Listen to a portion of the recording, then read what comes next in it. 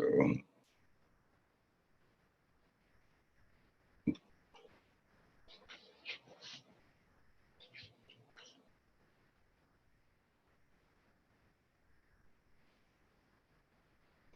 Oh.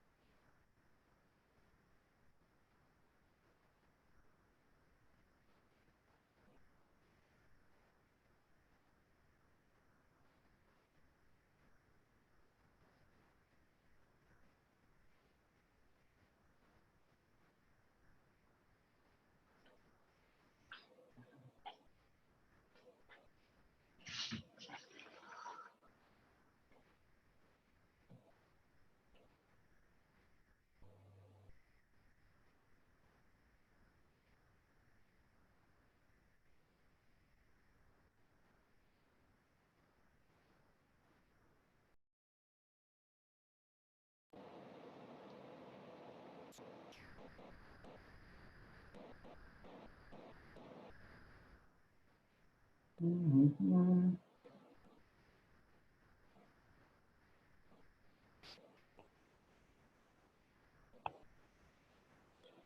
Hey, Leanne, Tom, can you hear me?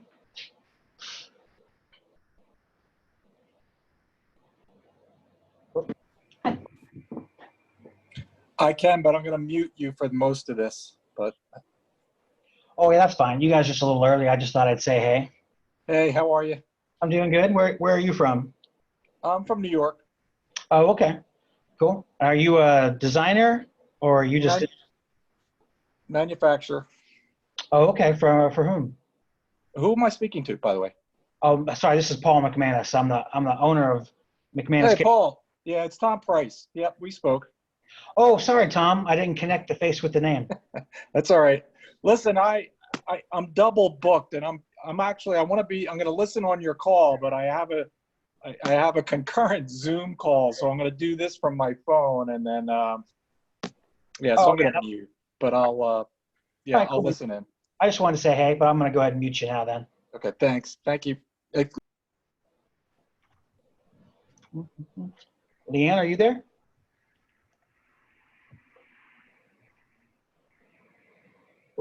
If you're there, I can't hear you. You could try typing in chat.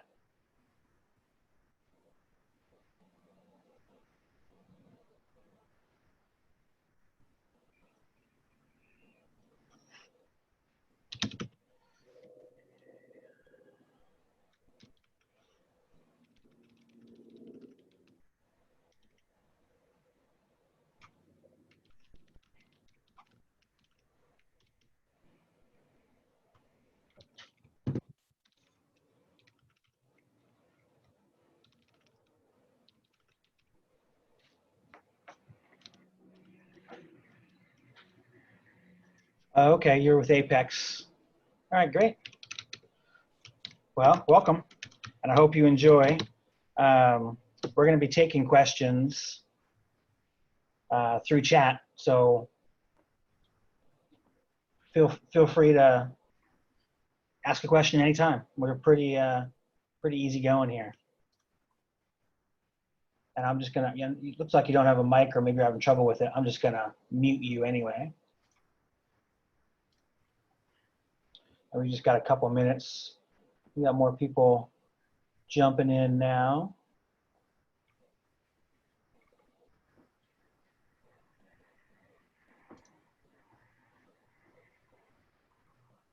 Oh, there's Brian.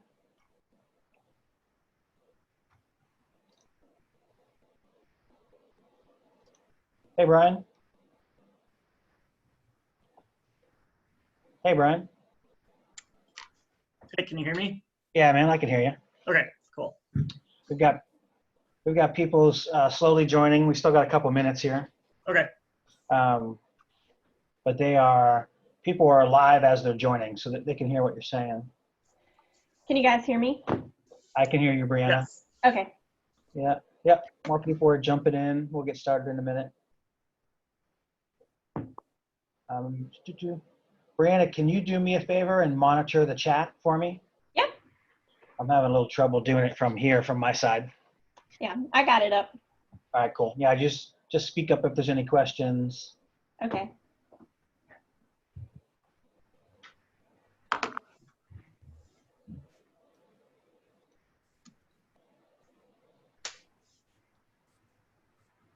All right.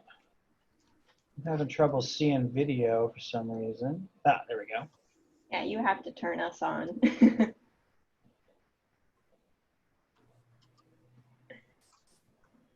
Are you sure you don't have to turn your own video on? When I click, it says the host has stopped it. Interesting. I see where it says for you no video. Oh, you know what? I bet when she set this up, I bet when Christy set it up, she made it so that attendees didn't have video. Let me see if I can. And it was probably because she was just trying to control the quality of the stream. You know, if everyone's on video, it can slow things down.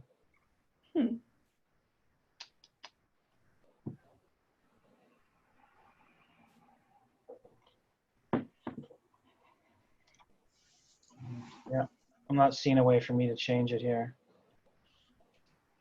Possibly if you go into, oh, you got that up.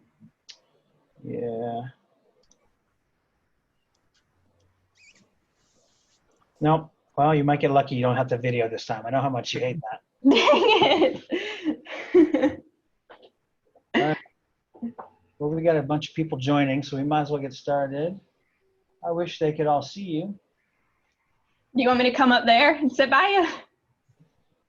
No. No, yeah, we probably shouldn't do that. Yeah, that would probably just get confusing. Yeah. Everyone, welcome. If you're here with us, be patient. We're trying to work out a video difficulty we're having. Yeah, if I click on more, it looks like I can make you host, but I don't want to do that.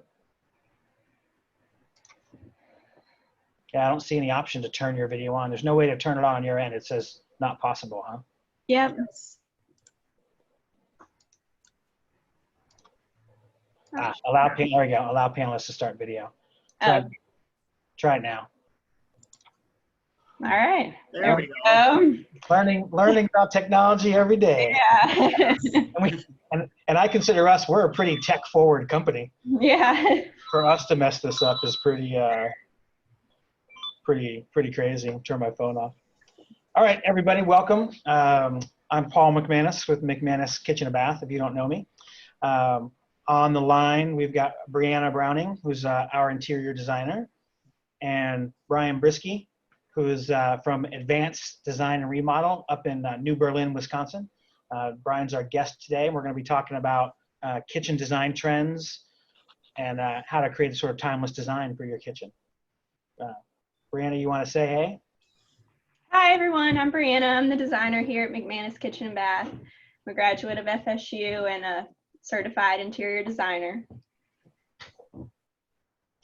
Brian, you want to say howdy? Hi, yeah. Well, first off, thanks Paul and Brianna for having me on today.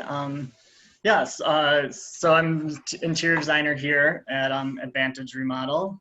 So super excited to talk about some trends today and things for your kitchens and bathrooms that are gonna keep things timeless. Awesome. Yeah. Before we start, guys, some quick housekeeping issues. We're going to be taking questions throughout. So anytime you have a question, go ahead and type it in the chat window. Brianna is going to be monitoring the chat, and she will speak up for you. If you want to ask your question in person, just type that in the chat that you'd like to ask a question in person, and we'll unmute you, and we can have a conversation that way. But we're going to manage that from this end. So just let us know. But this is supposed to be interactive, supposed to be taking lots of questions. I want to hear people's opinions. We should have a good number of designers on this call, as well as homeowners interested in remodeling. So hopefully it'll be a lot of fun. When you do get a chance to speak, when you're finished speaking, if you'll please just make sure to mute yourself. And if you're going to speak, just make sure, the TV's not on in the background, or the kids aren't playing, or dog barking, or something like that.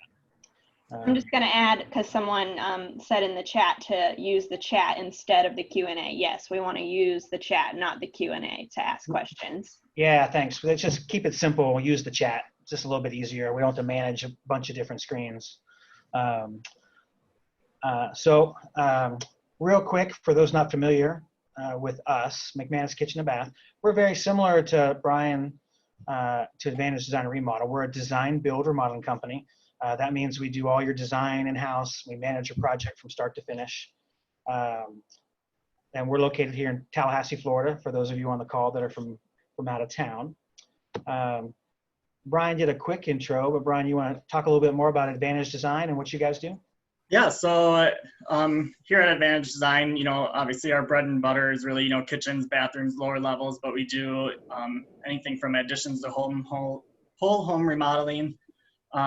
Everything from design work is handled in-house. So you work with me, the designer, through everything. And then we kind of partner with a few other showrooms to kind of take you around, do some fun shopping for your other fixtures that we don't handle here in-house. Okay. So yeah, it's a quick little rundown of what we do. So you guys will actually go to other showrooms with your clients to. Yes. Yep. Yeah, I believe that we can house everything from cabinets, countertops, hardware, but when it really starts getting into things like tile, lighting fixtures, plumbing, they're changing all the time. So we really want to get our clients out there to see, what's new, what's fresh. I gotcha. In the showrooms. Okay. We actually carry tile here in the showroom. Okay. Keep it updated. But I like the idea of going to other showroom. Fixtures is really tough. Lighting is really tough. Yeah. Plumbing fixtures is really tough. I like that idea of Yeah. going out in the field with your clients. Yeah. All right. All right. Today we want to talk about timeless design. Quick outline of how we're going to approach this. First, anytime you're creating what you want to consider a timeless design, I think we're all on the same page when we say you've got to start with good bones. You got to start with a good functional layout. Your designers plays a critical role in this. You know, as a homeowner, you can certainly create your own layout. You can probably do a pretty good job because of a lot of it seems like common sense, but it's easy to make some mistakes. So the designer, I feel like, plays a critical role in that. Part two, choose a neutral style. So think of choosing a neutral backdrop and then accenting that backdrop with some, you know, creative accents. And we're going to talk about this in a minute. Some styles just naturally lend themselves to being adaptable to change. Other styles do not. We're gonna go over that. A classic example, though, is it's pretty easy to take a mid-century modern style, add some rustic accents, and kind of turn that into an industrial style. So things like that we're going to be going over. And then another thing to think about is consistency, or what I like to call avoid the mullet design. For those of you from the South, you're familiar with the mullet. It's the short haircut up front and the long hair in the back. They call it party up front. Oh no, so they call it business up front, party in the back. What that really means is, you know, you want your house to be consistent throughout. So you don't want your kitchen to be, you know, Art Deco and the rest of the house is traditional, right? That's not a good way to create timeless design. So we try to avoid mullet designs as much as possible. Would you agree, Brian? Anything yeah, I would agree with that. And it's not just down by you guys. There's plenty of mullets up in Wisconsin too. You guys have a lot of mullets up there. Okay, cool. I'm glad that's not just a Southern thing. It was the mullet haircut was all the rage when I was growing up. So, although I gotta say I never had one. So let's talk about styles that lend themselves to change. And a lot of these are popular styles today. They're called transitional styles. They're sort of transitional is sort of, it's in transit between a traditional and a modern or a contemporary style. That's kind of what transitional means. It's kind of a uniquely American thing. You don't really see it overseas. It's really sort of an American style that's growing and becoming popular. Dominated these days, I would say, Brian, would you agree, by the farmhouse? Yeah, I would agree. A lot of farmhouse, a lot of transitional. Yeah. But you know, you can take a farmhouse style and you can turn it into an industrial style or rustic country style or French country very easily. That's one of the nice things about transitional designs. Yeah. Mid-century moderns, another great one that you can become industrial, Scandinavian. It can skew very modern as well. So that's another nice base style. And then we want to point out contemporary. A lot of people we meet say, oh yeah, I just want a contemporary kitchen. Well, contemporary really isn't a style. We like to avoid using that word. Contemporary style really is just what's ever popular today. So when you say you want your kitchen contemporary, you're really just saying, I want my kitchen to be stylish for today. So anything, Brianna, you want to add to that? Yeah, I agree with everything. I think that farmhouse, Better.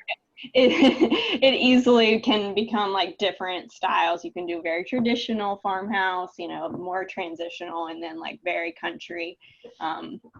Same with mid-century. Awesome. So those are some styles that definitely lend themselves to being adaptable. So there's some good base styles to start with.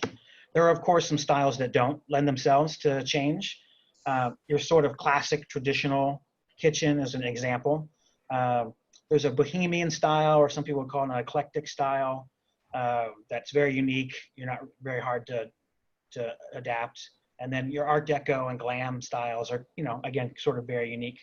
One thing we will say, though, I think we all agree on this, that while you do want your house to have this consistency, and we want to avoid that mullet design, you can have a lot of fun in some rooms of your home. And basements is a great, if you live up north where Brian is, basements are a great place to have some fun. Mm-hmm. Powder rooms, we all agree, it's a fantastic place to have some fun and do a unique design. And even Brianna mentioned closets. It's a good place just to, be a little more expressive and have some fun with design without locking yourself into like a whole house style that's going to be outdated in a couple years.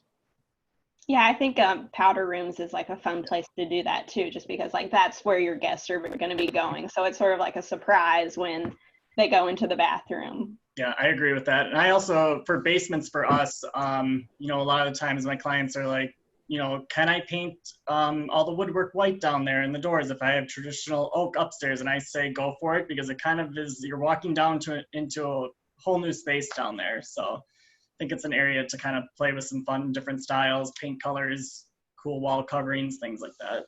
Yeah, awesome. Yeah, I love having fun in powder rooms. It's a great place to mess around.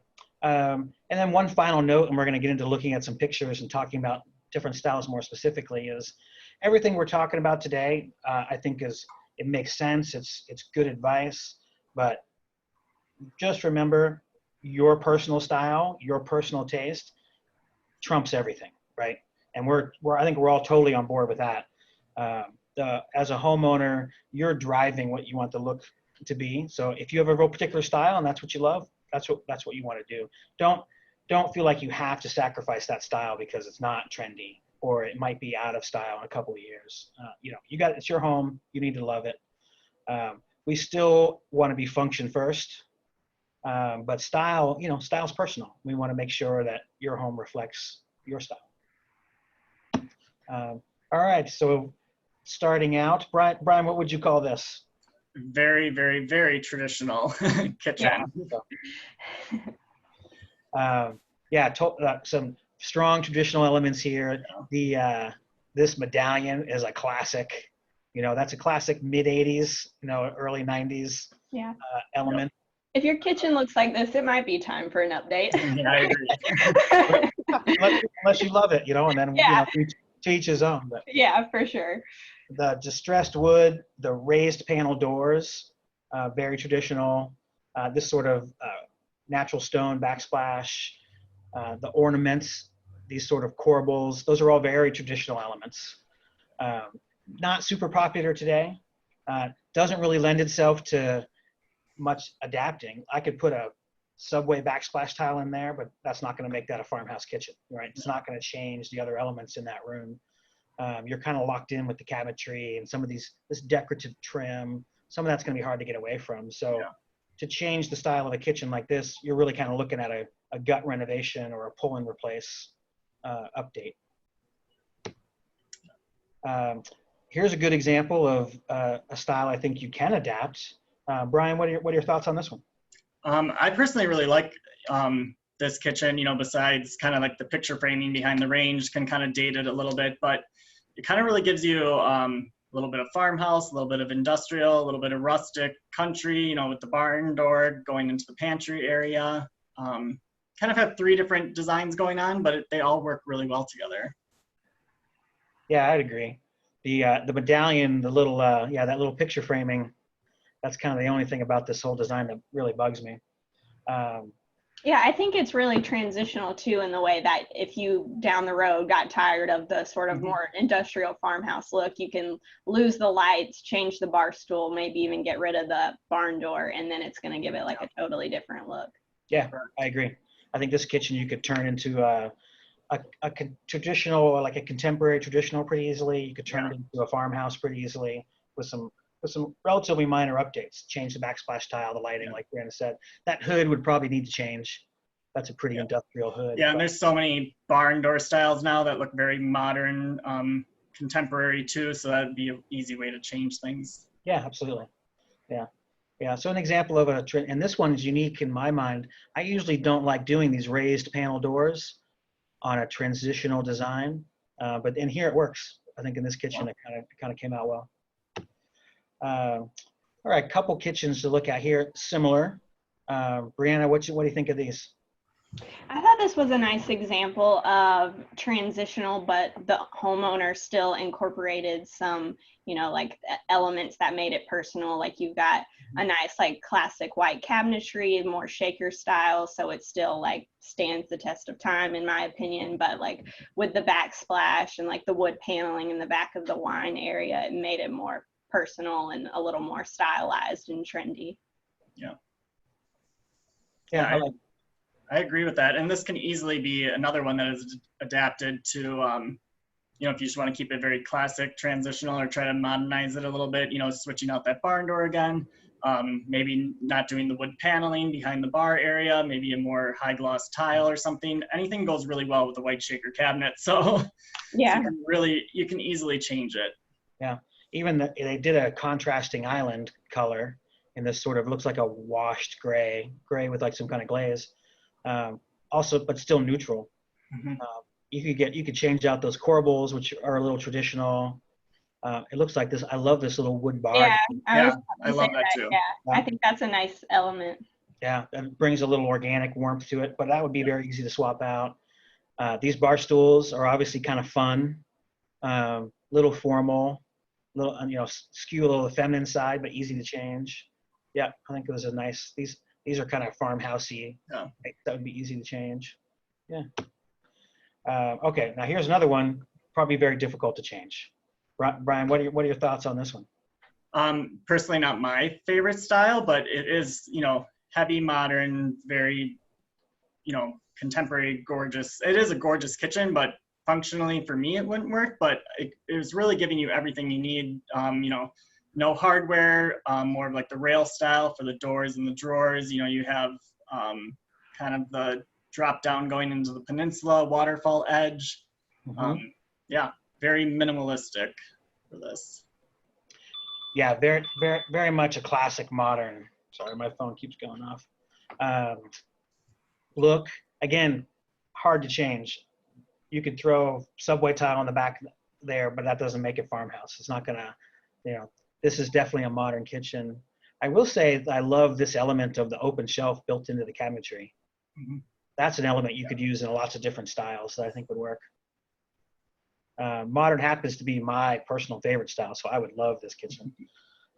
This has a rail system, which is very cool. It creates these strong horizontal lines, these strong vertical lines. That's very modern, strong lines, clean. But yeah, very hard to change. Definitely not a timeless kitchen. Brianna, any thoughts? Yeah, I agree. I think, this is it's very stylized, hard to change in that, it really depends on the house that you live in my opinion. I don't want to see like your brick colonial outside and then walk into this kitchen. I think it's just like a hard style to sort of make work in some spaces, but right. When your whole house has like a nice, like low lying horizontal lines, like modern feel, that it looks really good and can be a nice choice. Gotcha. And a lot of people love this style. It's cleaner and it's like simpler, not a lot going on. So it still works even though it's not maybe as transitional as others. We got a question from Nick just popped up. What is the rail system? So the rail, you can see it's these black rails. They're these recessed rails. What that's allowing is to open that drawer right there. There's a recess right where that rail is. You just reach in and allows you to open that drawer. It also just creates a cool contrast in this shadow line that looks really nice in the modern design. But it's a way of doing these, be able to open your cabinets without pulls. Yeah, you don't have the difficult decision of picking out pulls. Right, you don't have to do that. Yeah. Which is very difficult in some cases. Yes. Yeah, but that's a good question. The rail, this is very European. That rail system is very contemporary, very European, very modern, very European. Not really a style that's made it across the States yet, but it's probably coming. Yeah. If you're thinking 5-8 years down the road, this is probably going to become a thing. Not up in North, I wouldn't be, yeah, she says not up in Northeast Ohio yet. Yeah, I wouldn't be surprised if it hasn't quite reached there yet, but I think it's coming. I think you'll start seeing more and more of it. All right, Bryan, what do you think of this one? I personally love everything about this because I kind of tend to go a little bit more, glam and ultra high end, with the waterfall and the marble and, cladding walls with marble and around the hood. I really love the brushed gold accents, kind of really plays into that whole kind of luxe vibe for this kitchen. But this one would be obviously extremely difficult to kind of adapt into a different style, especially when you have all this mitered stone going on everywhere. It almost looks to appear to be like not even many cabinets in that island. It's just a lot of like stone mitered together to create it. Yeah, and I know Brianna likes this one. Yeah, I do like it, but I think it's definitely, they went with looks over function, probably. Yeah. Yeah, a little bit. Yeah, definitely looks like it lacks storage. I mean, there could be a walk-in pantry off the side that we're not aware of. Yeah. But I do like the idea that they like sort of incorporated elements that you wouldn't normally see in a kitchen, just with like the sconces on each side of the stove. Like you wouldn't normally do something like that. So I think that's a cool feature. Yeah, it's a beautiful kitchen. Not very many cabinets, but probably a very expensive kitchen because of all that stone. Yeah. Yeah, but yeah, I personally really like the symmetry about it too. You know, left and right of the range is the same. Left and right of the island is the same. Just visually from a standpoint is what catches my eye too. Yeah, that's true. That symmetry is real nice. Yeah. All right. Okay, not one of my personal favorites, but there are some cool things going on here. One thing I do like are these big horizontal cabinets. These are these are called bifold lift-up doors, which I think are fantastic. If you look behind me, we actually have one in the showroom. You probably see it. There it goes, opening. Probably just see the bottom of it closing. They're fantastic because they open up out of the way and give you full access to a cabinet without that door being in the way. But stylistically, this one is difficult for me because you got sort of classic marble mixed with a modern high gloss cabinet. I'm not crazy about it. What do you think, Brianna? Yeah, it's not my like personal favorite style. You know, I think they like mixed in elements of modern with like more transitional, just with like the bar stools and the lighting, but maybe too much of a mix. Yeah. It's not really meshing together in the right way. Yeah, I would agree with that. I mean, just for me, I'm seeing, you know, what appears to be a textured laminate island, and then, you know, we got the high gloss gray kind of along the back, and then over by the sink we have, I don't know if it's high gloss or matte white, you know, it's kind of like three different things going on all at once. Yeah, I think it's a lot going on, and it's a lot of the same color going on. Yeah. The floor is the only thing that really stands out. Everything else sort of blends a little together a little too much. I think it's a good example of maybe like not neutral, going all neutral is maybe not always the best if you're not using the right materials. Yeah, I think so, yeah. Although I gotta say, I love these tractor seat chairs, these stools. That's one of my favorite stools. Yeah, those are cool. All right, this is a good one. This one definitely is my style. This is a real mid-century modern type of feel. I love wood. I love darker woods. Not the most on trend right now, but could lend itself to being updated with a few changes to backsplash and colors. What do you think, Brian? Yeah, I personally really like this style. I think it actually is I'm starting to see it more and more of a, you know, bigger comeback as the mid-century, because you are getting these warm natural tones, which can really play well with, you know, in your house, if you have white trim or dark trim and things that you're worried about, you know, you can still, it is modern, but to me, I think you could still put it in a very, you know, transitional home and kind of play it up that way if you wanted to have a little bit more of a modern space, but yeah, still keeping with those warm tones. Yeah, I think you could change out that backsplash tile for something a little brighter. Yeah. You know, a different counter, and that's a totally different space. Yeah, and I think there's some woods that sort of just like never go out of style, like warm walnut, like Correct. It's always pretty all the time. Yeah. You know, maybe not like your red cherry door. Right. That's gonna fade, but walnut. Walnut seems to always be in style. Yeah. I agree there. Yeah. There you go. Bright white. What do we think of this one? Very Scandinavian. Yeah. Yeah, I think I'd call it Scandinavian. Yeah. Very clean, crisp, Yeah. but still some wood tones, but they're brighter wood tones. Mm-hmm. Yeah, I love this kitchen because it feels bright, clean. Yeah. It's small, obviously, not a ton of storage space. But I love, well, they do have this giant tall cabinet though. Love the open shelf. I'm a big fan of open shelving. Yeah, me too. And I anywhere I can bring in any like natural elements, I try to. So with this, I do love that, you know, the flooring kind of ties into the shelves and everything kind of makes sense. Yeah, I like that. I'm a big fan of kind of horizontal surfaces staying in the same tone or material, and kind of helps tie things together. Yeah. Okay, a couple styles that are very personal, obviously. I'd call these eclectic. What would you say, Bryan? Yeah, very eclectic, very, you know, very artistic style home, you know, where you want to display a lot of your items. Yeah, definitely. Yeah, kind of boho. Boho, yeah. Definitely. Yeah, very personal. Yeah, Very personal. you definitely can look at these and feel like you know a little bit about the owner of this, this home. Yeah, yeah, they're very cool. But again, if you're thinking timeless, this kitchen is probably not going to. Well, this one on the left, actually, I don't know. Aside from that blue range, it probably cost someone $12,000. A lot of these elements could probably be updated, and you could get a additional kitchen out of that. This one on the right, though, I think, you know, you either love it or you hate it.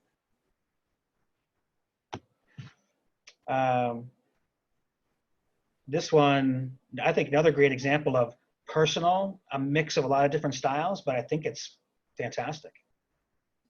Yeah, I would agree with that. I mean, it kind of, to me, tells a story almost. You know, you kind of like, just looking at it, I already automatically think, you know, like Connecticut style home. Maybe those were original tile floors that, you know, you didn't want to get rid of because it just kind of keeps the history of a home. I like this. Yeah. Yeah, tied in some nice elements. Kind of formal hood, you know, these big decorative corbels, but a vintage floor, like you said. But they did a little bit of it's a new range, but it's a vintage look, new range. They did the brackets underneath the wall cabinets to keep that sort of older vintage feel. They made it look a little bit more furniture style, I think, with like those corbels and then the wood, like microwave area. Yeah. One thing they did do here, this is so common, but it's a pet peeve of mine. These are inset cabinets. So the door is inset into the cabinet frame. Which is my personal favorite. So. A lot of people love it. Not you, Bryan. I absolutely love inset cabinets. If I can put them anywhere, I will. I'll tell you what, they're gorgeous. I 100% agree. But they just waste storage space, and they're crazy hard to adjust over time. So I just don't see them. I just don't see them from a practical point of view. Yeah. They also happen to be a lot more expensive. Yeah, I was about to say, if you have them, it doesn't matter. Yeah. If you have them, it doesn't matter. You're definitely sacrificing form over function here, or function over form. For sure. Yeah. You're making a conscious choice to say, no, it looks good and it's worth it. Yeah, I mean, I do have to say, though, you know, you walk into a kitchen that's a full overlay versus an inset, you know, it really does stand out a lot more. They're very different. They're very different looks, for sure. Yeah. All right, moving on. So this is actually a kitchen that we did not too long ago for a client here in Tallahassee. This is very transitional. It's, you know, it's obviously, it's a white recessed panel door. These are frameless cabinets, the full overlay doors. You know, nothing crazy special here. You know, it's a slide-in range or a freestanding range, pretty typical hood. But this particular couple really knew their style, really knew what they liked. And when you walked into this house, like everything fits. The kitchen really fit because, you know, she obviously knew she loved this minty green color and tied it in with her drapes and her wall color and all throughout the house. You know, not a giant kitchen, but it feels bright, open. The homeowner just did a fantastic job of knowing who they were and making smart choices. So that's just me bragging on one of our clients a little bit. Another neutral, very neutral, skewing a little modern. Brianna, what do you think of this one? Yeah, I really like this one. I think it's a nice mix of like modern, transitional. You've got like sort of like a fun take on the shaker door style because that one's got like some bevels in it. I like how they added their own style with like the lighting, but you know, someone else could go in there and change it out and make it more their style very easily. Yeah, I would agree with that. Yeah, the hardware kind of plays into making it a little bit more modern. This is also an easy, when you're working with a canvas like this, it's very easy to decorate, I would say, too, for a homeowner. Any color is going to go well, whatever they put into the space. So. Good point. That's a good point. It's also in a home like when you've got giant windows, floor to ceiling, it makes it way easier. I mean, it's just a convenient that you've got a house that was, originally designed with lots of natural light. So Yeah. that's a big bonus. Actually, if we go back, this kitchen, again, another smart thing they did was this room didn't have so many windows. We added these windows for them, which made a huge difference. It brightened up their whole kitchen. Yeah, natural light always helps. Yeah, And you could add some window treatments there and like change the light and the table, and you could make that traditional. Yeah, you could. You're right. Absolutely. Add some crown molding or something to the top of the cabinets. Light fixtures. Yeah. Light fixtures are, I always tell everyone, they're number one. Like, you can totally change the space with light fixtures. Yeah.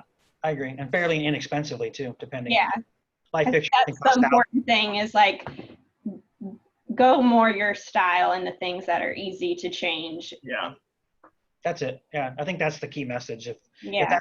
If you're thinking, we might not be in this house forever, we want to make sure other people can enjoy it without having to, totally renovate it. That's a good way to do it.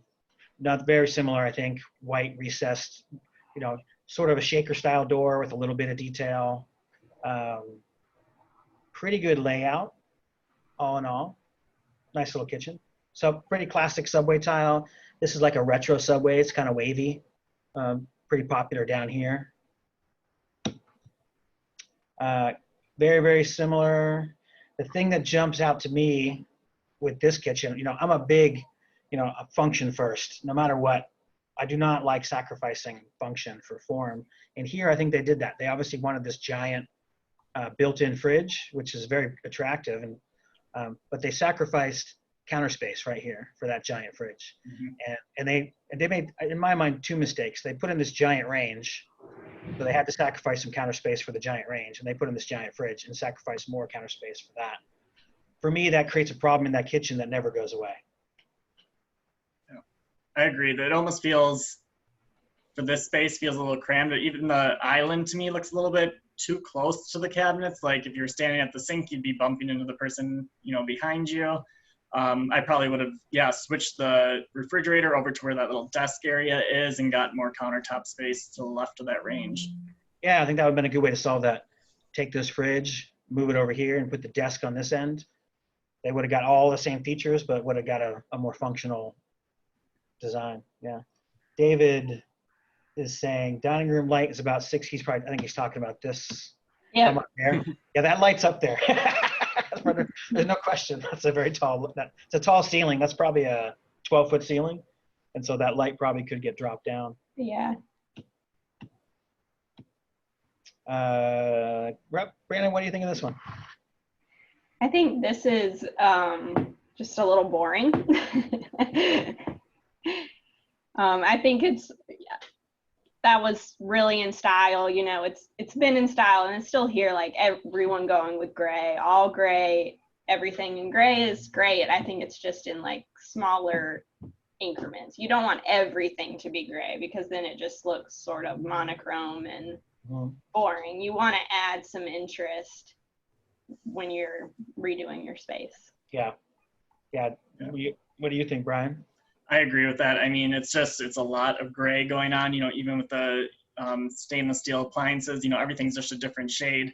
A nice warm colored floor would have been nice, a different backsplash. I would have even added some glass cabinets into this to add a little bit of depth because it kind of just looks like if they're all solid, it's just like a big L shape there, At least if you add in a little bit of glass upper cabinets, we'll add a little bit of depth to the space. Right, reflect some light, make it feel a little more open. Yeah, we see this quite a bit when we're working with clients. Try to be too safe, try to keep everything in one tone, one color, and you kind of wind up with kind of a boring kitchen, like Brianna said. But fortunately, in this design, I think pretty easy to fix. Different backsplash tile, like you said, some glass doors. This would be a pretty easy one to update. Yeah, I mean, even if they just got like a colorful rug, I think that would help. Yeah. That's a I good agree. point. Yeah, Yeah. just a nice rug in there would help a lot, right? Yeah. Just a little bit of personality. Mm-hmm. And- Yeah, just it like condo apartment, Yeah. like yeah, very much. It needs some Builder some warmth. Back home, something, yeah. yeah. Kind of has that feeling. Yeah, I used to call it the Pottery Barn look. When I used to have friends go to Pottery Barn, buy every single piece of furniture for their entire house, and you'd walk in and it was gorgeous, but it looked just like a Pottery Barn catalog, and it didn't feel Yeah. homey or comfortable at all. It just felt sort of sterile. I call that the bed in a bag. Bed in a bag, yeah. Oh Yeah. yeah, it's a good analogy. Yeah, it's nice to mix and match, add some personality. Yeah. All right, so that's sort of an idea of the base, right? What the idea is, keep the things that are hard to change a little bit neutral, and in one of those styles that's easy to adapt, and then work with some trendy accents to punch it up, express your personality, because these things are easy to change. Fixtures and hardware is a good example. Brianna is a huge fan of the brass. Yeah. I am Big as fan well. of- yeah. Brian too, yeah. I'm also a fan of mixing metals too. Yep. You know. Yeah. That's very controversial. Yeah. Brass hardware with maybe black lighting. Yep. Don't be afraid to mix. Yeah, that is it's a trend. It is okay to mix and match. I think chrome, brass, black, I think it works. Yeah. This is not a fixture, but I do love the little kitty Yeah, I like that over too. there. Yeah. But yeah, Yeah. hardware can change everything very easily. Yeah, and I personally love brass. And like you said, it's easy if you do it in, a faucet or hardware, things that are easy to change. I know we just wrapped up a kitchen, a while back that we had brass accents everywhere. I kind of put it in between every marble tile. It just kind of made everything pop. But it's very subtle. You don't see it till you are like really close up to it, which is Right, neat. you got to pay attention. Yeah, that's nice to have. Those little surprises are nice to have in a design. That you don't see at first, but then the more you're in a space, you're like, oh, look at that. I didn't notice that. Yeah. David's asking, oh, cat tray. Yeah, he's talking about this. Yeah, I don't know how practical that is, but it's cool. I'll say that for it. I don't know if I would want to pull out a drawer every time I fed. We've done a few things like that for people. Lighting, we already talked about lighting. Probably one of the easiest ways to change the look of a space. Dramatic, oversized pendants like these rattan ones. I'm not sure I would do lamps in my kitchen. Yeah. But I guess you could. I mean, obviously, if you I wanted think to. if you have the counter space for Yeah. it, I think it could be a really nice element. Yeah? Yeah, I agree with that. Really? Okay, not for me, but okay, if you got to say so. It's our designer minds talking. Where design becomes personal. No lamps in the kitchen for me. But yeah, very easy.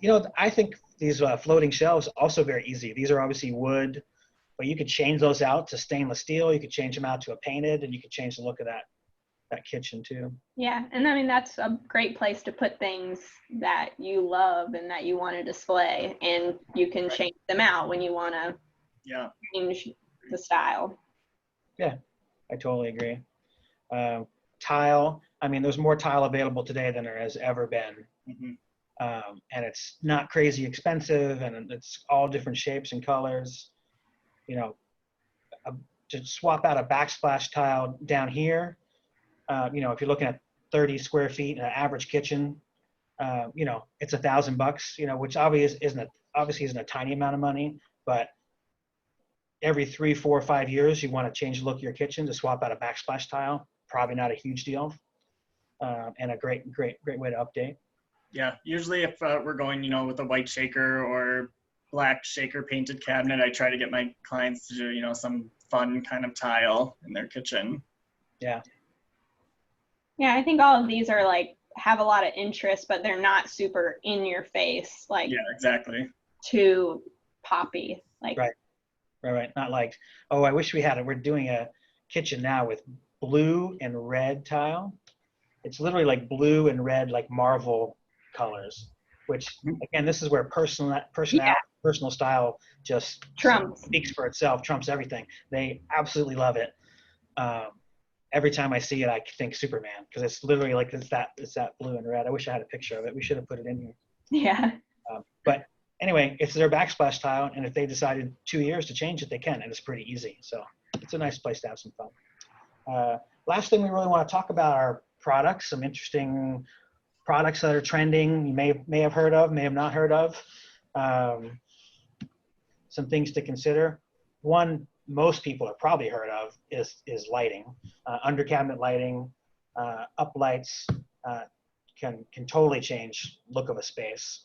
You know, Brian, what do you like to do with that accent lighting? Yeah, I would agree with you on a few of those points. You know, basically every kitchen we do is always going to have task lighting, you know, in the floating shelves or underneath the cabinets, sometimes in the toe kick. I see in the vanity there, you know, you can do something fun like a motion toe kick light. So in the middle of the night, if you're walking into the bathroom, you don't want to turn on all your lights, kind of have that toe kick lighting come on. Yep. It's really nice. I see you have like the power strips underneath the cabinets. Yeah. Okay. You know, in certain elements, they work really great. I can see them working amazing if you have, you know, full heights splash. You know, if you're doing full quartz or marble up the backsplash, you don't want to have all those cutouts for the outlets. Be a great area. Yeah. Yeah, we're big fans of those these angled power strips. Don't have to put penetrations in your tile. We actually love them on islands because it goes right underneath the countertop on an island. Yeah, there's actually one there, but I think it's just so dark you can't see it. It's black. Which is nice because they come in different colors, so they can blend in more. Yeah, we do these quite a bit. And it's fun because then the homeowner will have guests over, and we actually were looking at pictures of the kitchen once at a design meeting, and the homeowner looked at the kitchen and said, "Oh, I know a man designed that kitchen." And I was like, "Well, why would you say that?" And she said, "Well, look, there's no plugs anywhere. Only a man would do that." And I was like, "Oh, no. This got angle power strips everywhere." But it was kind of fun. So it's a good way to freak out your guests. But the toe kick lighting, we really love. We do it a lot. Kind of like you said, Brian, it's that night light. So you get up at 2 in the morning and you got to go to the restroom. It's a real low level light that doesn't kill your night vision or wake you up too much, but you can still get in and out. We love it in kitchens, open kitchens, where people can be watching TV and no one has to walk in the kitchen and flip on all the lights. They got that toe kick light to go get a drink. Yeah, and recently I've been running LED strip lighting underneath the island as well. So, you know, if you just want to turn on your under cabinet lighting and maybe underneath that island, it's going to give off enough light if you have guests over and you just want to walk in and out of the space. Yes, that's soft. We've started doing it with RGB strips, so you can change the color, which is just fun, you know. And it's not any more expensive. You just get a little remote control with it, so you can change the color. But yeah, tons of stuff you can do with lighting. Doesn't add a lot of expense, but can really change the function. This here is a LED.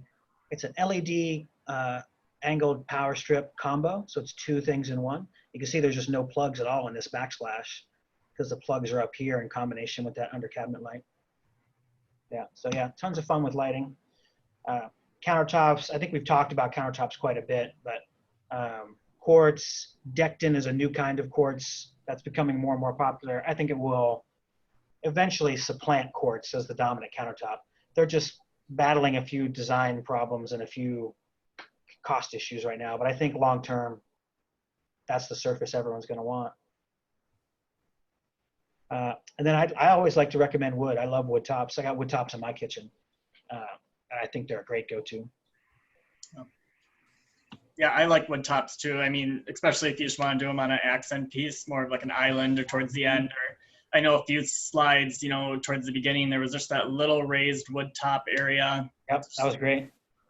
Yeah, we love doing them on islands because it's a little warmer when you're putting your arms on them. If you're seated at an island, just a warmer feel. Yeah, and I think it's nice that, you know, they are going to wear a little bit and show their age as you use them, but it's like a nice element. Yeah. Yeah, something to show. I think that's a little philosophical. It's similar, I think, with marble.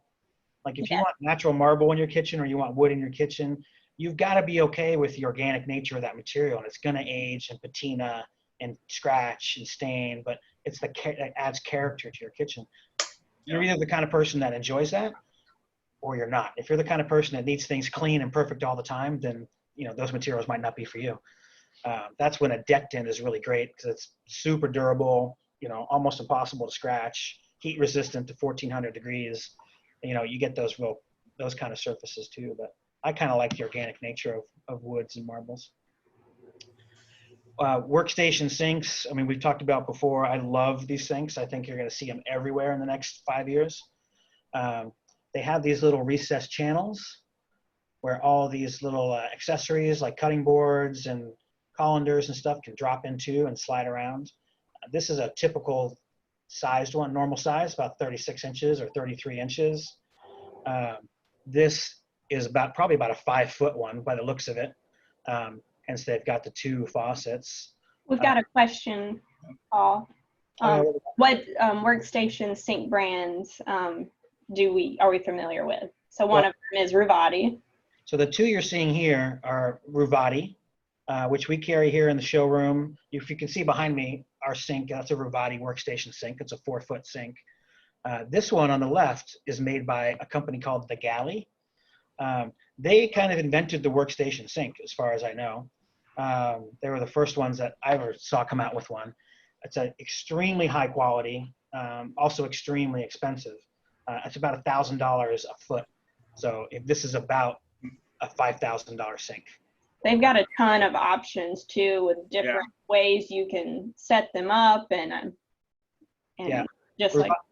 Ruvati's also a nice sink, 16 gauge stainless steel. Not quite the fit, form, and finish of a galley, but still very nice. And a sink like this, a normal size 36-inch workstation, costs around $500. And the big one like we have behind us is around $1,000. Whereas the galley sink of that size would cost you somewhere around $3,500, $4,000. So, but like everything, it's, you're paying a lot for that galley, but what you're really getting is almost like a piece of jewelry. It's very finely finished. They're quite nice.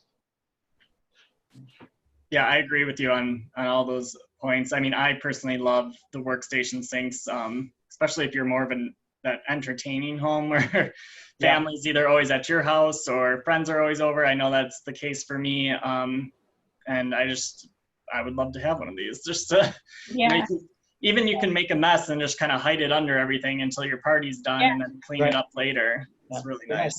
I have one in my house. Love it. It's a little bit of a behavior change. You can see on this galley sink, that's the cooktop right there. Now, normally in a design, I would never put the cooktop that close to a sink. There's not enough counter space there. But the whole idea with the workstation sink is all of your prep is being done at the sink. So you don't use your counter space for prep. You use the workstation sink for prep. And so you want your cooktop right next to it, because the idea is it's just one nice tight work area. And then the rest of your kitchen just becomes about storage and small appliances. You don't need the counter space for prep anymore because you've created this workstation. So it's a little bit, behavior-wise, a little bit different, but it makes a ton of sense. And I think you're going to see more and more designers incorporating that into their kitchens. Okay. And then, of course, flooring. If people aren't familiar with wood look vinyl, it's crazy popular down here. Are you seeing a lot of it, Bryan?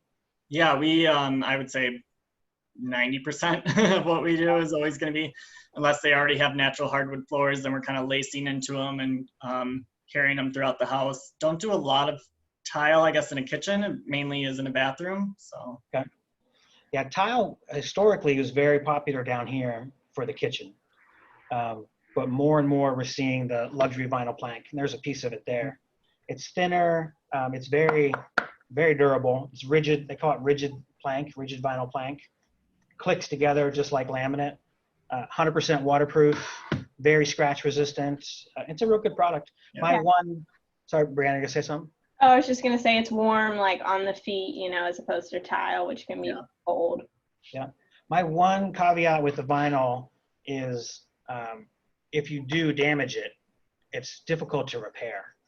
You can repair it, but it's not like wood. You could sand it down. Tile, you can pop out a tile and replace it.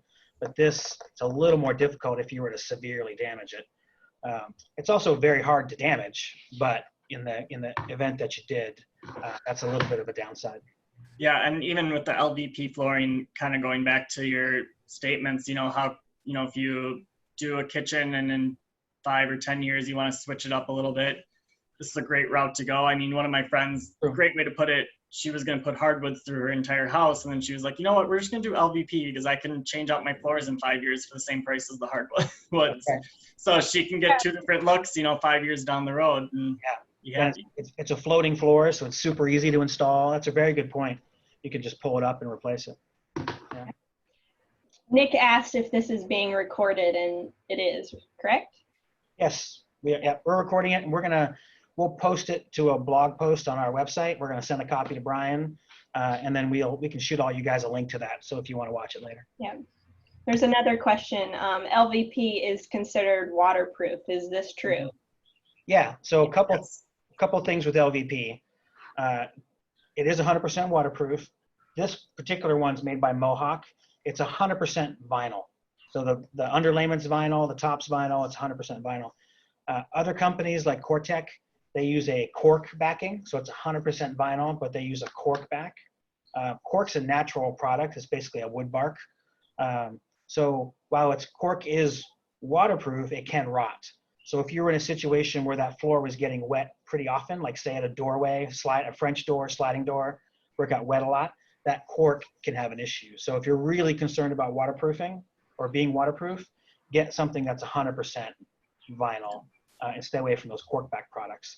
But there's nothing wrong with the cork back products unless you're in that situation where you're really, really worried about water. Yeah. And especially for us, for lower levels, obviously that's the main reason we love to use an LVP product. In case you do have any water issues, you can just click it back to the areas, get at the problem, and you can just relay it right back down. So. Right, yeah, especially up north in a basement or something where you're going to have dampness issues anyway. Yeah, and then we didn't talk about it, but wood look tile is still very popular.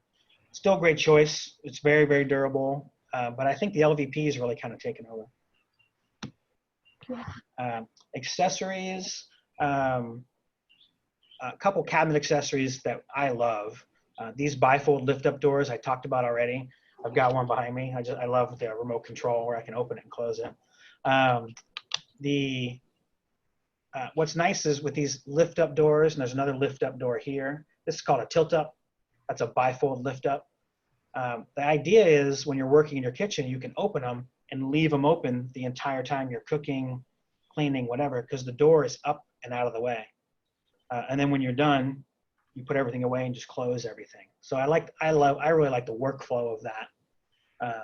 And then of course we got and another webinar coming up, we're going to be talking about kitchen organizers, but there's a ton of options available today.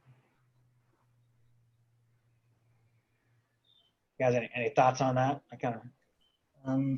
Yeah, I mean, I always love to incorporate any, accessories we can into a kitchen.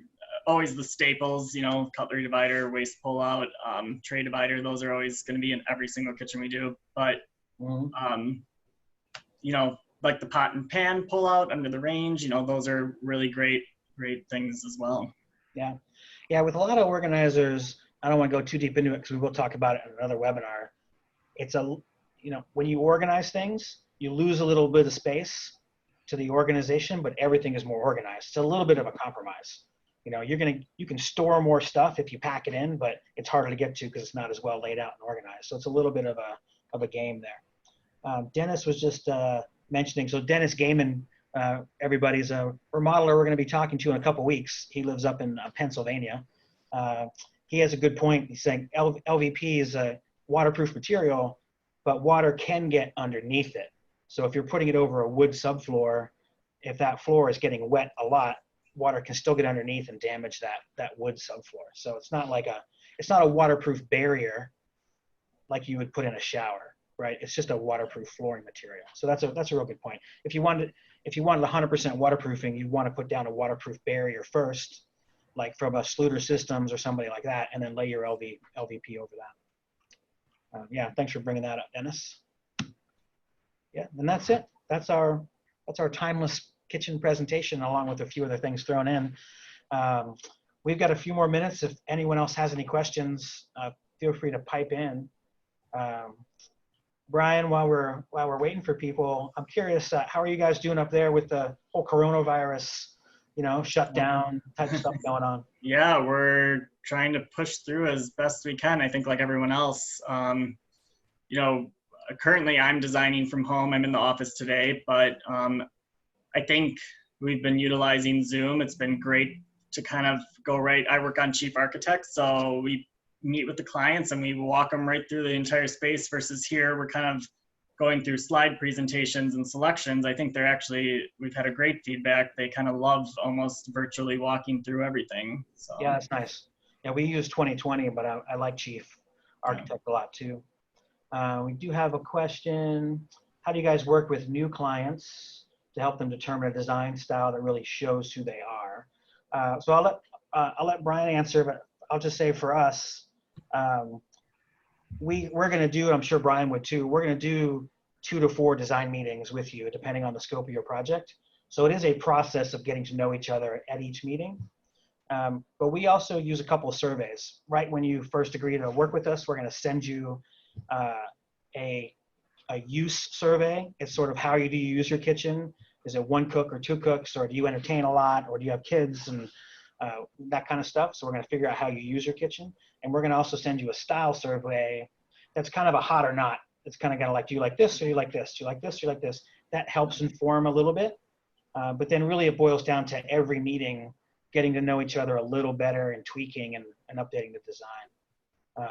But Bryan, is that similar to how you guys do it, or how do you yeah, guys? I would say kind of right off the bat, we ask for, you know, just inspiration images. If you ever, I don't say specifically, you know, kind of go through everything and pull this and pull that, but like kind of hone in on things. You know, we utilize House, Pinterest, all those that everyone knows of. I kind of tell them like, go through and say like, say we're looking at this image right now, this kitchen, you know, I like them to point out what they like in it. Maybe they just like the faucet. We don't, you know, I don't like the cabinets, but I like the faucet, you know, and then, you know, what do you like in this kitchen? Or do you like the backsplash in this one? Just point out key things. It really helps me when I'm designing. And like you said, you know, as you go meeting to meeting, you really get to know your client and kind of right off the bat, kind of know what sense of direction they're trying to go. And you can always look at their home too and see how everything else looks. And Yep. that helps a lot. Yeah. Yeah. A lot of this experience, and once you see the home and talking to them, it's a good point about the inspiration pictures. We get inspiration pictures from people all the time, and it often is the things that we like about that inspiration picture is not the thing that the homeowner is really keying off of in that same picture. Yeah. It's important to circle or mention like, oh, this is what I really like. Yeah. Yeah. Yeah. Or you show a picture and then someone likes the one thing in the picture that you do not. Right. Yeah. Yeah. Very, very good question. But it's really more about taking your time. It's definitely a get to know you process, where that's why I think Bryan's the same. We like to take our time in design, right? An extra design meeting or 2 pays off in the long run. Yeah. We've got another question from Tom Lizio. Okay. How would you suggest modifying this presentation for clients that are completely changing the space, adding on or reconfiguring the space, removing walls? Too complicated for a webinar? Yeah. No, I think you could do it. It's just a different, you know, the world's your oyster kind of once you're doing what we call a custom, you know, remodel, you're changing layouts and things. I'm not sure I would present it that way because there's so many possibilities. But I'm sure you could. Bryan, would you guys do a live presentation where you talk about this kind of stuff with your Yeah, clients? we do monthly seminars where we talk about you know, everything from kitchens, bathrooms, additions, you know, what it takes in each project. Yeah. I think that's almost like a better situation, just because then you can really focus on your style and the space you want to create throughout your whole home. Yeah. And go from there, instead of like just trying to make your kitchen something you really want when maybe you can't afford to do the rest of the house right now. Right. Yeah, certainly if I had my choice, budget aside, I would much rather do a full custom remodel where I like change anything versus a pull and replace where you're kind of stuck with a similar layout, but need to update things as much as you can. But yeah, I'm sure you could do something like that. So you see, you guys are in Wisconsin. So you're about an hour behind us, right, Brian? Yes. Yep. Yeah, that's cool. Well, I gotta say, I really enjoyed speaking with you. Yeah. Thank you for having me on today. This was a lot of fun. I hope the people, listening really enjoyed it. If you got any questions afterwards, feel free to shoot us an email. We're going to email everyone. You've got Brian's contact information. You've got ours. We're happy to help in any way we can. Yeah. And thanks to Brianna. Brianna's actually just in the office behind me, but we're social distancing in the show. Yeah, we're like 30 feet away. Yeah. Not way more than 6. Yeah. So we'll send you guys a link with the recording in case you want to watch, and we just appreciate it. Brian, you enjoy the rest of your day. Yeah. Thank you. You as well. All right, Brianna. Thanks, everyone. Thank you. Bye.